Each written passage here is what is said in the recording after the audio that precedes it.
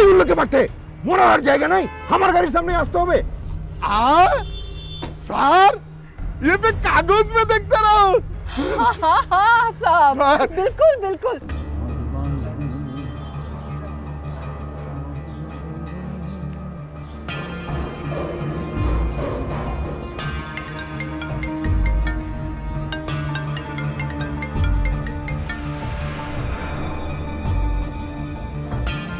কালাম, এতদিন পরে দাদা ভাইরে মনে পড়লো কালাম, হাসি কোন রকম। কি কইলি কালাম? মন্ডা বাইর হইতেছে আইসকা? সত্যি একটা বড় খবর দিলি রে কালাম।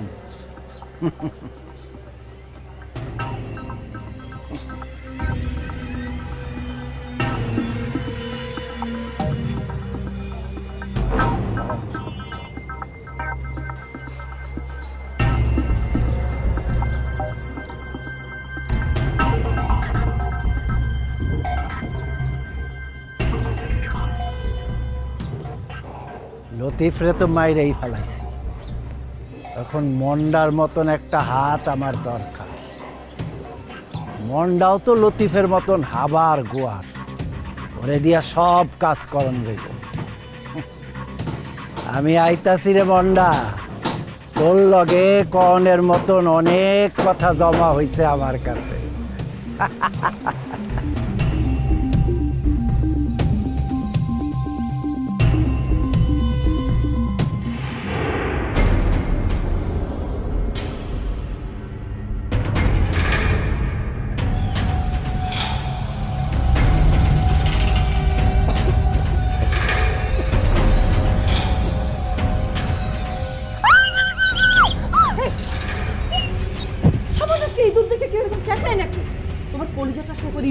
ছোট সাহস আমি বের করছি।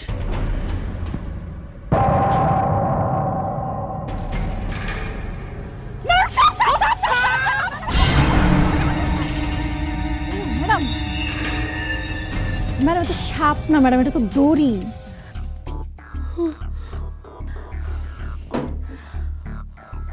ম্যাডাম, এখানে জ্যোতিষ চর্চার অফিস দিবেন? এটার থেকে তো ডাস্টবিনও ভালো। খামাস, একদম মাঝে মাঝে কথা বলবে না। তুই জানো এই ঘরটাতে আমার কত স্মৃতি আছে। সাদিকের বাবা জীবনের শেষ দিনগুলোতে এখানেই থাকতেন, মানে উনি যখন অসুস্থ হলেন না, তারপর থেকে এই ঘরেই থাকতেন উনি। আপনার দিনও শেষ হয়ে আসছে নাকি? কি বললে তুমি? না মানে বাড়িতে এত ঘর থাকতে আঙ্কেল এই ঘরটা কেন থাকতেন? উনি না কাউকে কষ্ট দিতে পছন্দ করতেন না। যখন ওনার শরীরটা খারাপ ছিল, ওই রাতে তো চিৎকার করতেন, তাতে যদি তার ছেলে মেয়েদের ঘুমের কষ্ট হয়, সেই জন্য উনি এই ঘরটা বেছে নিয়েছিলেন। বুঝেছি। তা এই ঘরে যখন আপনার এত স্মৃতি, এই ঘরে যত্ন নেননি কেন? এভাবে ফেলে রেখেছেন কেন? ওই যে ভূত, আমার তো অনেক ভূতের ভয়। ধরো ওই যে বেঁচে থাকতে সাদিকের বাবার কাছে তো আমি তার স্ত্রী ছিলাম, উনি আমাকে চিনতে পারতো, কিন্তু মরার পর যদি ভূত হয়ে আসে, তখন যদি আমাকে চিনতে না পারে, ওরে বাপরে বাবা, সেটা ভাবতেই তো আমার গায়ে জ্বর চলে আসে। ভূত হতে হবে না, আপনার চেহারা দেখতে এমনি ভূতের মতো। হ্যাঁ, বিড়বিড় করে কি বলছো তুমি? না ম্যাডাম, মানে আমি এমনি বলছিলাম, এরকম একটা ভূতের ঘরে আপনি চেম্বার দিবেন, আপনার ভয় করবে না? তা তো করবে, তা তো করবে। আরে বাবা, সেই জন্যই আমি এই ঘরটার চেহারা একেবারে পাল্টে দিতে চাই। অনেক লাইট লাগাবো, সুন্দর সুন্দর ফার্নিচার, দামি দামি ভালো ভালো ফার্নিচার কিনে রাখবো। হ্যাঁ, যাতে যাতে লাইট, ঝকমকে আলো, তারপর ফার্নিচার, এসব দেখলে না ভূত ভয়ে ঢুকবে না। বাহ, দারুণ আইডিয়া। থ্যাঙ্কস চারা। হে, পারবে না এই ঘরটাকে সুন্দর করে পাল্টে ফেলতে? আমি? না না না। কেন পারবে না? কেন না মানে বলছি পারবো, ঠিক মতো টাকা দিলে পারবো না কেন, কিন্তু কম টাকা এসব কাজ করা যাবে না। আচ্ছা আচ্ছা, এই ধরো সব কিছু মানে বদলে ফেলতে, ঠিকঠাক করতে কত টাকা লাগতে পারে? বেশি না, এই ধরেন 8-10 লাখ টাকা। 10 লাখ? জানতাম আপনি পারবেন না। আসি। যারা পারবো না মানে পারবো, পারবো। দরকার হলে আমি আমার সমস্ত সঞ্চয় ভেঙে আমি আমার এই ব্যবসাতে কাজে লাগাবো। বলেন কি ম্যাডাম, এই ব্যবসার জন্য আপনি? হ্যাঁ, কিভাবেই হোক আমাকে উপরে উঠতে হবে। রুনাকে টপকে আমাকে উপরে উঠতেই হবে। যারা পারবে না এই আমার এই ঘরটাকে সুন্দর করে একেবারে বদলে দেবে, সুন্দর সুন্দর ফার্নিচার, লাইট সব কিছু দিয়ে নতুন করে একটা চেম্বার তৈরি করে, হ্যাঁ পারবে না? যা যা বাজেট, যত খরচ লাগবে তৈরি করতে পারবে না? টাকা হলে সব সম্ভব ম্যাডাম, কোনো চিন্তাই করবেন না। হ্যাঁ, তাহলে তুমি এটা ঠিক করো। হ্যাঁ, ওহো, ফোন করতে হবে আমার, একটা সিতুকে ফোন করতে হবে।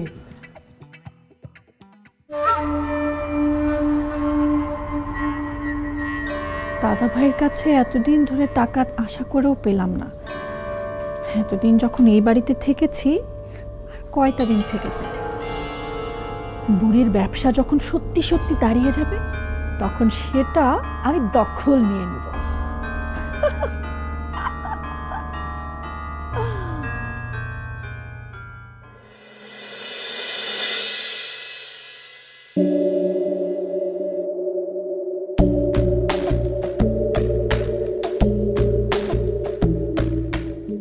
রুমা নিয়ে আসে 120 কোটি, जर्मन से 400 कोटी, इटाली से भी 400 कोटी, यूएस से अमेरिका থেকে 280 কোটি। বাবা কি বাত है। এই বছরটা তো ভালোই গেল, 1200 কোটি প্রফিট। কোনো মতে বাকি সময়টা পার করতে পারলে বাঙাল মুলুক থেকে ভাগব, আমার দেশে ফিরে যাব, আমার জমিনে। ऐसा देश है मेरा। স্যার, সর্বনাশ হয়ে গেছে। আমাদের গাজীপুরের ফ্যাক্টরিতে পুলিশ ঢুকেছে। পুলিশ কিভাবে ঢুকেছে? তোমাকে কে বলেছে? স্যার, এইমাত্র ফ্যাক্টরি ম্যানেজার ফোন করে বলল পুলিশ রেড দিচ্ছে। অনুমতি ছাড়া আমার ফ্যাক্টরিতে ঢুকেছে, আবার রেড বি দিচ্ছে। কোন পুলিশের এত সাহস? কে যায়? আমি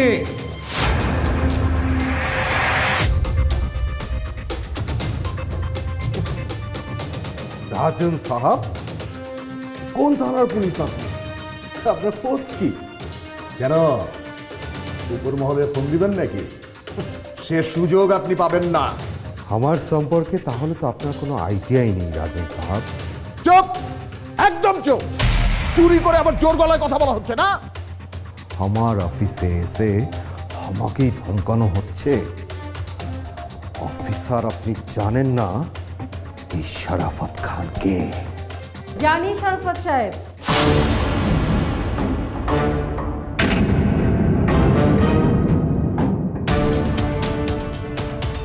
আমি তো আপনাকে আগে থেকেই জানি, আর এখন পুরো দেশ জানবে যে আপনি কে, আপনি কত বড় জচ্চুর বাটপার। কারণ প্রমাণ সহ আপনার ফ্যাক্টরির সমস্ত দুর্নীতির ডকুমেন্টস আমাদের কাছে আছে। আর রুকি,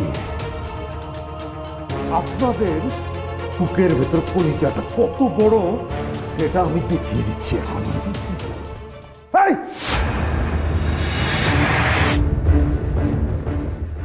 নকল আর মানহীন প্রোডাক্ট রপ্তানি করে দেশের সম্মান ক্ষুণ্ণ করার অপরাধে আপনাকে আমি গ্রেপ্তার করছি শরাফত সাহেব।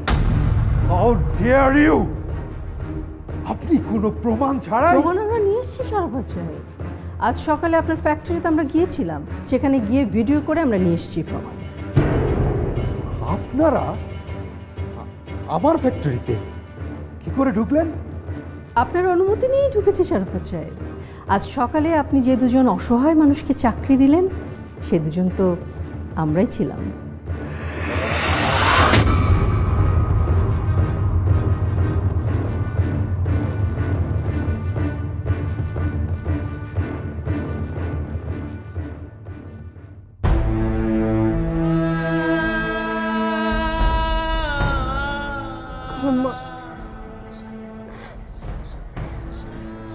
আপনি কেন কেন আমার উপরে এত রাগ করলেন?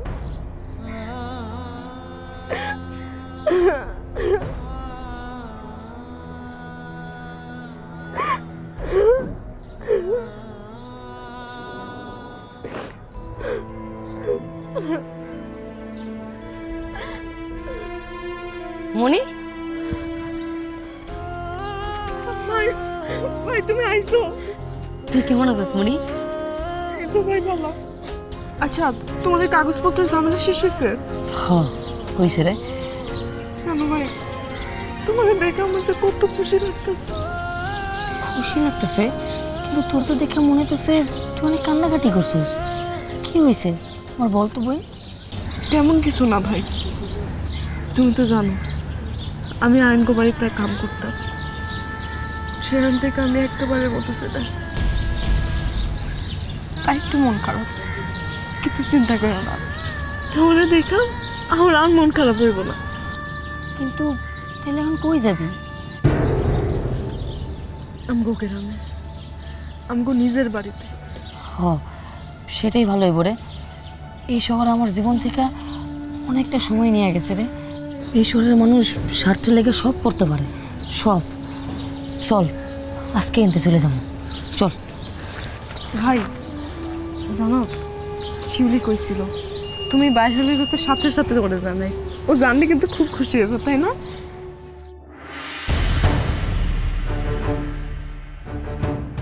আমিও তোরে দেখা অনেক খুশি হয়েছি রে মানিক। আহারে আমার মানিক। আপনি কেন ভুলে গেলি নাকি? মনে নাই? আমার নাম দাদা ভাই, জরে ধরি তরেই খাই।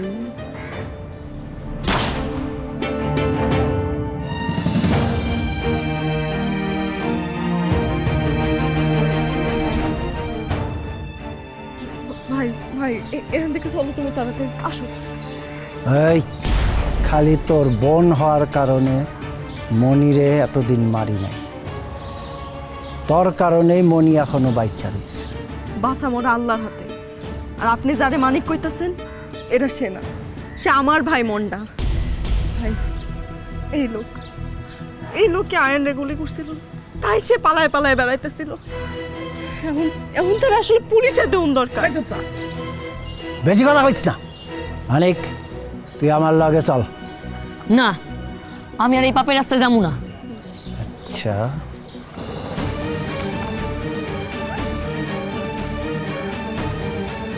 মানিক আমার হাতে সময় নাই। তুই যদি আমার লগে না যাস, মনিরে এইখানেই মাইরা রেখা। না না, মনিরে ছেড়ে দেন, মনিরে ছেড়ে দেন। না ভাই, তুমি ডরাবা না। আমার জীবন গেলে যাক, কিন্তু তুমি তার সাথে যাইবা না। মানিক শেষবারের মতন কইতাছি, তুই আমার লগে চল। না ভাই, আমার কসম লাগে তুমি যাইবা না।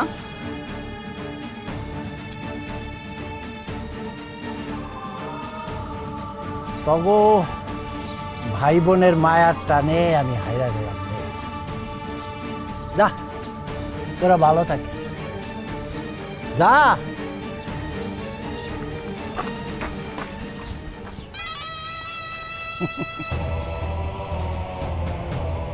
সবাই ভালো হয়ে যাইতেছে, সবাই ভালো হয়ে গেলে আমার কি? আমি তো একলা হয়ে যাবো।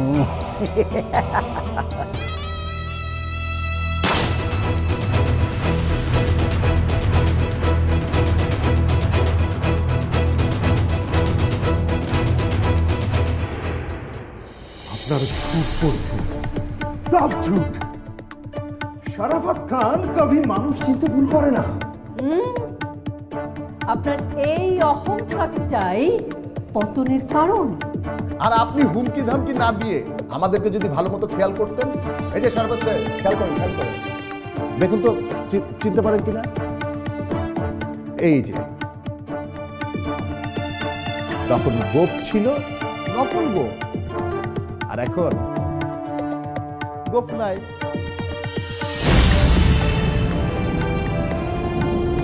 कौन तुम लोग? सर हमारा नाम सरोवर ये मेरा बहन अमिता बानू কি মনে পড়েছে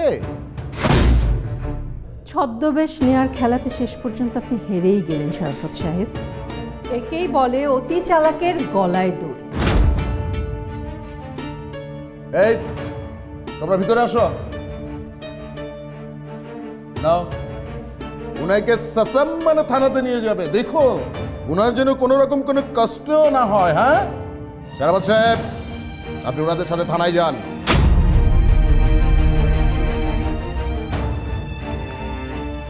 চলো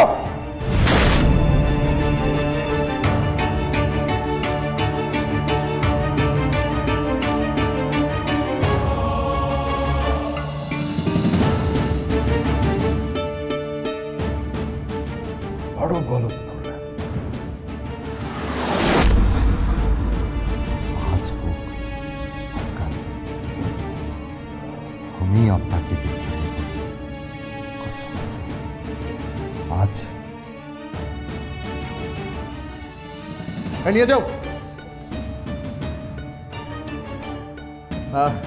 মিসেস রুমা আপনার সততা আর সাহসিকতার জন্য অসংখ্য ধন্যবাদ আপনি যদি বুদ্ধি করে ফ্যাক্টরিতে ঢোকার প্ল্যানটা না করতেন তাহলে হয়তো কাজটাই হতো না আপনি শুধু আপনার ব্যবসার অস্তিত্বই রক্ষা করেননি সেই সঙ্গে বাঁচিয়েছেন দেশের সম্মান আপনাকে অনেক ধন্যবাদ অফিসার আমার উপর বিশ্বাস রাখার জন্য।